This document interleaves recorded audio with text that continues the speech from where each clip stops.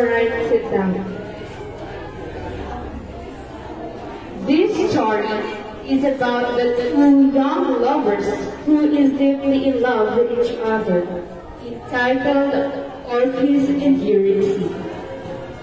One day, Orpheus was in the woods, playing the lyre that his father had given him, when he noticed a beautiful wood nymph named Eurydice. Eurydice had heard Orpheus playing the lyre, and she was drawn to the beautiful music. Likewise, Orpheus was drawn to the beauty of Eurydice. It was love at first sight for them. Hey, beautiful lady, are you lost? Yes, is it from me? Will you play it again? Of course, but first, may I know your name? Oh, I'm Eurydice and you are? I'm Orpheus. Come on. Orpheus and Eurydice fell in love with each other. Say that you love me, and say you'll be mine. How can I live without you by my side? I will be with you and I will be yours. How can I say no to the voice like yours? You are my music, and you are my song. Without you, how can I go on? I'll be your music and I'll be your song. Together, together.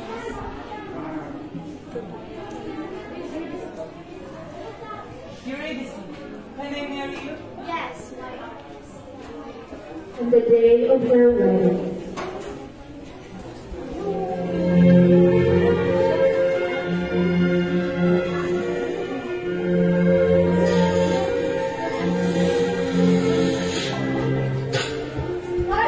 Eurydice, my love, what's the matter? No, wake up, Eurydice. Wake up, my love. by the time Orpheus reached her side, she was dead, and the snake that had bitten her was slithering away with her.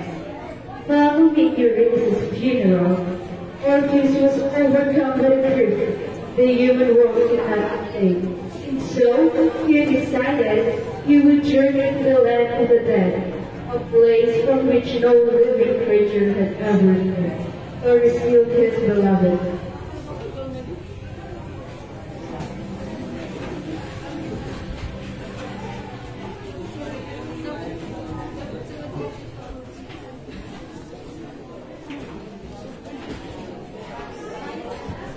With the lyre in hand, he traveled down to the underworld and reached the river Styx, which separated the land of the living from the land of the dead. There he met Charon, a ferryman to the dead. Charon, row me across. I must get my Eurydice back. You must be kidding. You know I only chance to get to the other side? In fact, isn't that why I just rode across? You've seen my Eurydice. Take me to her, Charon. I must see her. Sorry, boy. Until you take your last breath, you will be riding in my boat. Orpheus was desperate. He had to get to Eurydice. Suddenly, he had an idea. He took out his lyre and began to play the most beautiful music.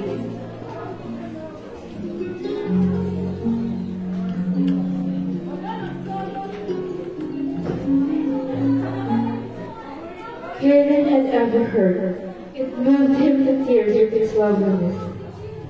All right, come aboard. I'll take you across. So Charon rode Orpheus across the river Styx to the land of the dead. When they reached the other side, they were greeted by Cerberus, the three-headed dog. Go! Wait! This Cerberus, this three-headed dog, I rode you across, but he never let you in.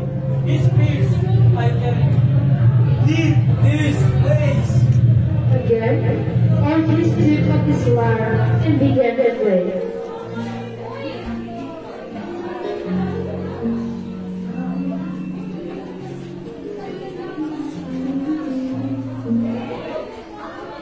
Before the king, the dog was laying at Orpheus' feet, getting a belly rush.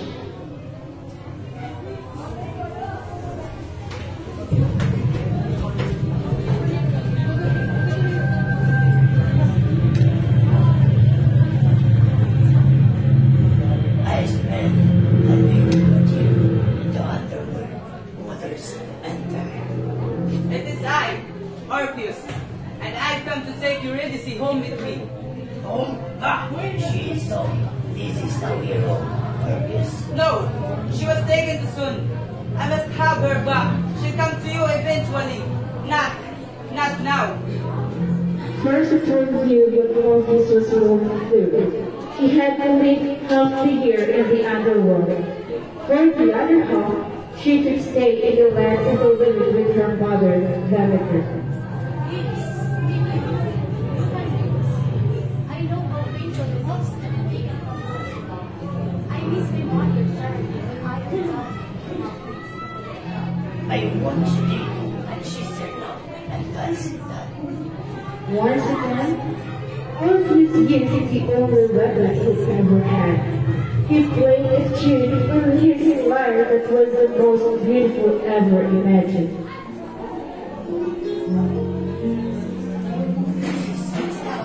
They can take it anymore. Listen to beautiful. Orpheus, since you were the others, no one's ever done that. Eurydice is one. Okay, thank you. Sounds simple enough. Okay, bring her to me. Orpheus! Eurydice! Oh, please, I'll go and remember to do that. Bye.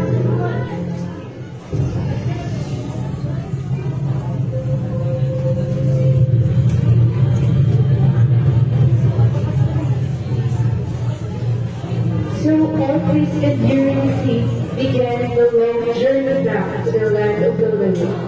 With Eurydice walking behind Orpheus, the two climbed the climb.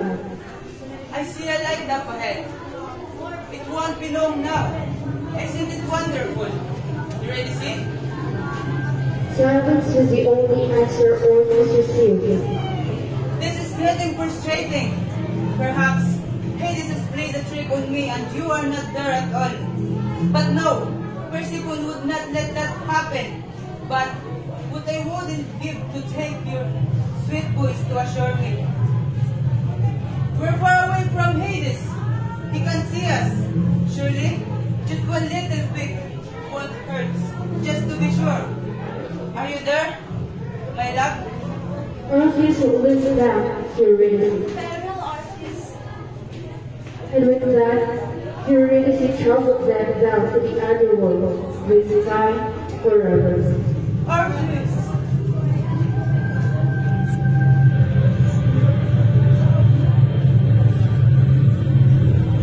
When it was late, Eurydice was glad. Orpheus returned to the land of the living. Separated from Eurydice, Orpheus swore another love, another loyalty.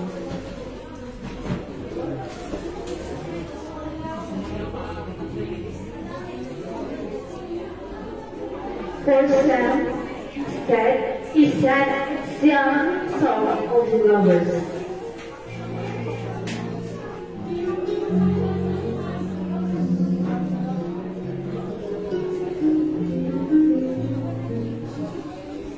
Sam, however, only she was not enough, and the group of women called maidens approached Orpheus.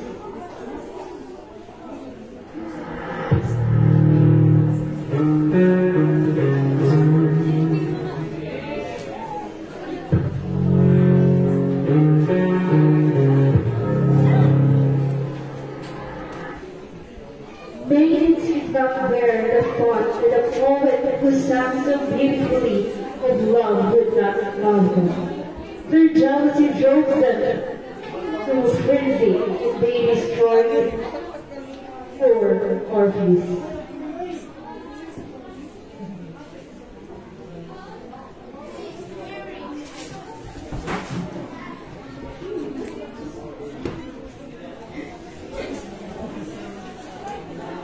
The world had lost two great souls. Orpheus and Eurydice had loved each other so deeply that when they were separated, Orpheus had understood the pain and the joys of lovers everywhere. While the world wept, Orpheus found peace, and his other half in the underworld. There to this day, he walks with furiously along the banks of the river Styx. Sometimes they stroll side by side, sometimes she is in front, and sometimes he takes the lead, turning to look back at her as often as he likes, and they live happily ever after.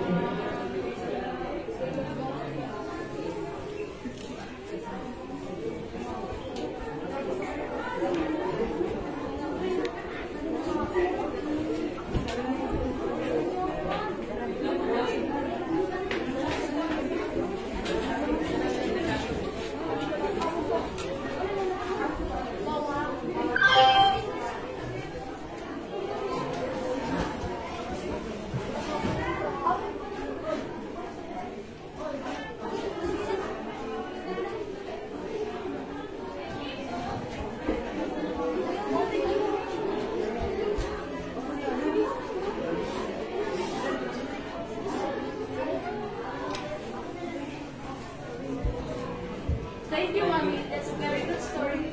We learned about the lesson.